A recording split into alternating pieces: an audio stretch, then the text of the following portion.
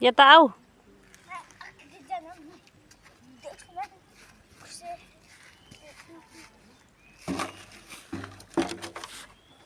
परमप्रभुको वचनले भनेको छ कि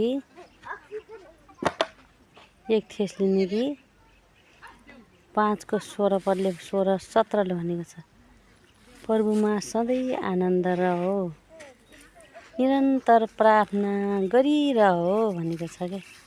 साँच्चै नै अति महान परमेश्वर हुनुहुन्छ। अनि उहाँले भन्नुभएको छ कि सधैँ आनन्दित रहो भनेको छ।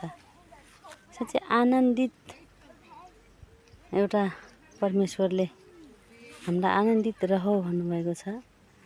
यो सुन्दरता, यो साँच्चै परमेश्वरको सृष्टि हेर्नुहोस् त साथी, कति राम्रो है, कति रमाइलो। धन्यवाद छ परमेश्वरलाई।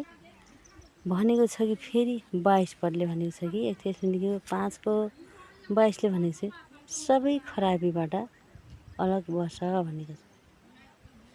महान परमेश्वरको वचनले कति राम्रो हामीलाई एउटा सल्लाह अनि सुझाव दिनुभएको छ है। बाख्राहरू छन् अनि ग्वालाहरू छन् अनि आनन्द आछ यो मौसममा, यो साँच्चै ग्वालाको समयमा, हरियालीमा। धन्यवाद भएको परमेश्वरलाई। हुन्छ, जय मसी।